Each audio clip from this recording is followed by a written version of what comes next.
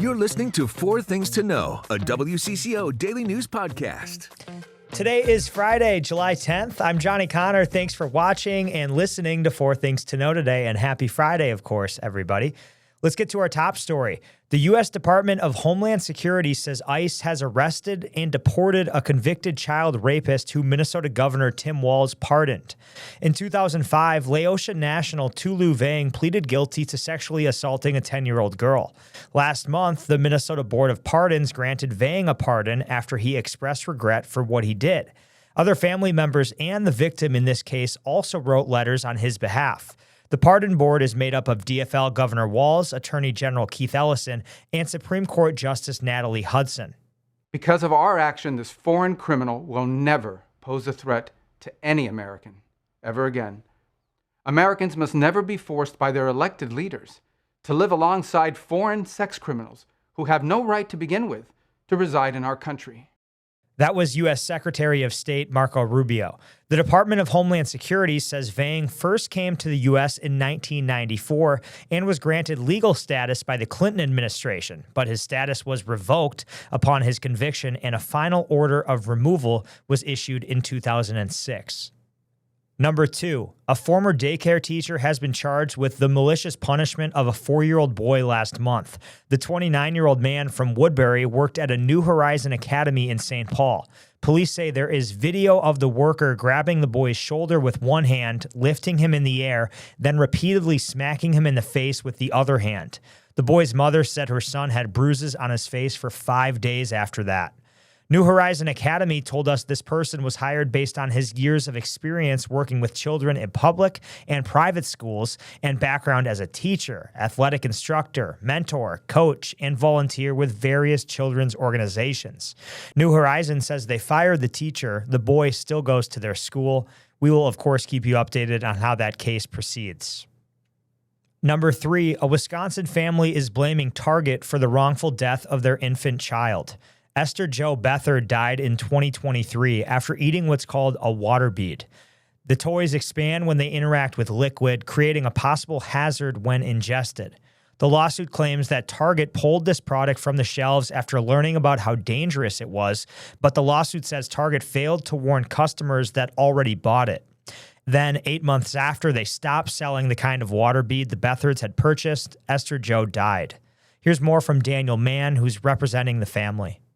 When you look at sort of the facts of the case and what Target knew and when they knew it, and you ran this sort of by anybody, if you were sitting around a kitchen table and sort of taking a poll of people, I think 10 out of 10 people would say Target had a responsibility to do more than what they did, which was nothing.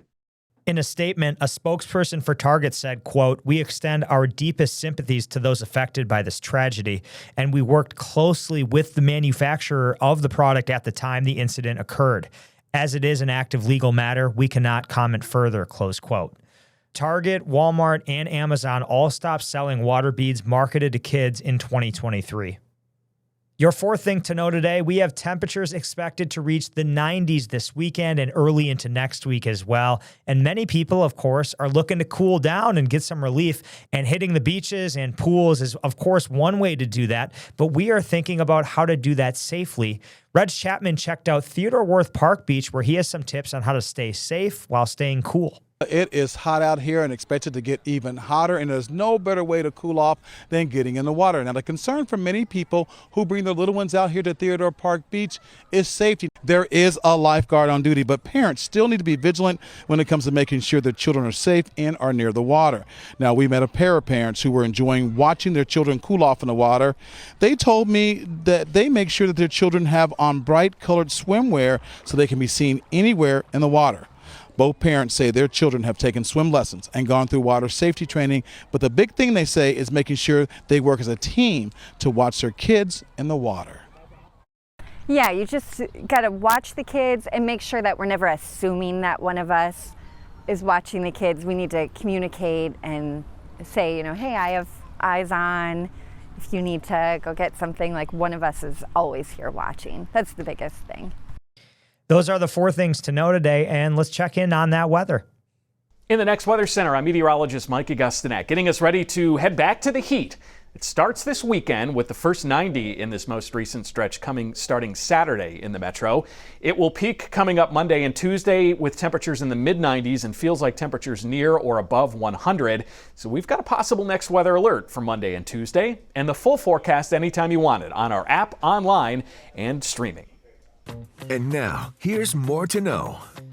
Brooklyn Park police say both a woman and a man needed to go to the hospital after a domestic violence incident overnight. Police say they were called to Bethia Lane just before 1 a.m. because a woman had been stabbed. Police say they then learned that the woman's domestic partner stabbed her in a nearby house. As police were going to that house, the man came out with several wounds himself. The investigation continues into what happened. 2 more daycare owners are pleading guilty to charges in Minnesota's fraud crisis. One of them is Fahima Mahamud. Prosecutors say she tried to leave the United States 2 days after shutting her center down. Her daycare was featured in a viral video in December. Prosecutors say she pocketed more than $5 million meant to help Minnesota children. Another daycare owner, Jelaine Mertens, also pleaded guilty to wire fraud yesterday. Both women will be sentenced at a later date. To another important story that you may not have heard about yet, a dangerous dog disease is showing up in Minnesota. Experts say any dog that catches it either needs to be quarantined for life or put down. It's called brucellosis. The Minnesota Board of Animal Health says there is no cure, it's highly contagious, and can even spread to humans. There are several cases of the disease right now in our state. The disease attacks dogs' reproductive systems and can lead to other serious complications as well. Other than infertility, there are typically no symptoms. When humans get infected, though, through bodily fluids, symptoms can feel like the flu. It can take months for people to recover. The board says nearly all of Minnesota's active infections are linked to dogs that came from the same area of South Dakota. The board is now discussing whether to create new rules for imported dogs. Things got emotionally charged last night in Osseo over a cannabis dispensary. Residents spoke for hours, sharing their concerns over the municipal cannabis dispensary. The project has been in the works for a few years now. The store profits would go back to the city, but residents say they are worried that they will actually get stuck with the bill with their property taxes if business is bad. Food costs so much, everything costs so much. Don't do this. How do you know what we want unless you ask us? Some of the community members are calling for a vote. If the plan moves forward, the city wants to open the dispensary in November. There won't be any happy campers over at Isle Royale National Park for a little while.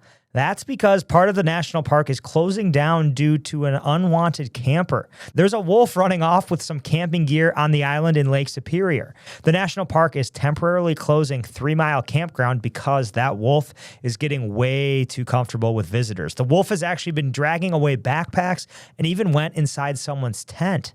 The campground will close for the rest of the month while park staff work on warding off the wolf. Yeah, I wouldn't want a wolf in my tent. Hopefully that didn't happen when they were sleeping. I can't imagine that because that would be absolutely crazy. But yeah, that's a wild story. No one wants a camper. We're happy that the wolf's happy, but better than a bear, I suppose. But wouldn't be too comforting. Let's talk sports. Lynx head coach Cheryl Reeve, now the WNBA's all-time winningest coach. Wednesday night's game against Connecticut Sun, it was her 380th career win. It's another honor, of course, for the Lynx president of basketball operations after her induction into the Women's Basketball Hall of Fame earlier this month. Reeve was also named as head coach for the upcoming WNBA All-Star Game. She addressed the media earlier today. I found me. And I found my voice in the WNBA. And this is incredibly special for me to hear. Congratulations, quite the feat. Let's talk baseball quickly. The Twins host the LA Angels tonight. It's the beginning of a 3-game series. The Twins were doing so well, they did drop last night's game 5-2. Hopefully they can get back on track. It's time to take a breath with your Daily Bright Spot. A special send-off celebration for a Twin Cities teenager. 15-year-old Quinn is battling cancer, and she's about to get a wish granted. She and her family are heading to Maui next month, thanks to Make-A-Wish Minnesota. After 2.5 years of treatment, this is like the best thing for our family. I'm just really excited that we get this opportunity to go, and I'm really looking forward to it. And here's a special connection. Quinn's mom, Courtney, is a volunteer for Make-A-Wish. So after helping grant wishes for other children, her own daughter is now getting her wish granted. Oh, that's so awesome. I hope they have a wonderful time. Maui is such a special place. That'll just be a fantastic trip. What a great organization. They have been doing it forever, helping kids get their wish granted. Just tremendous. And quick update from me before we wrap up the show. I am headed off to Scandinavia for a vacation for a little bit. Going to Norway, Sweden, and Copenhagen. So I'm super excited. I won't be back for a couple weeks, so make sure you keep tuning in. Maria will be here next week. But thanks so much for listening to 4 Things to Know today. I'm Johnny Connor. We hope you have a wonderful weekend. Go cool down. It's going to be hot out.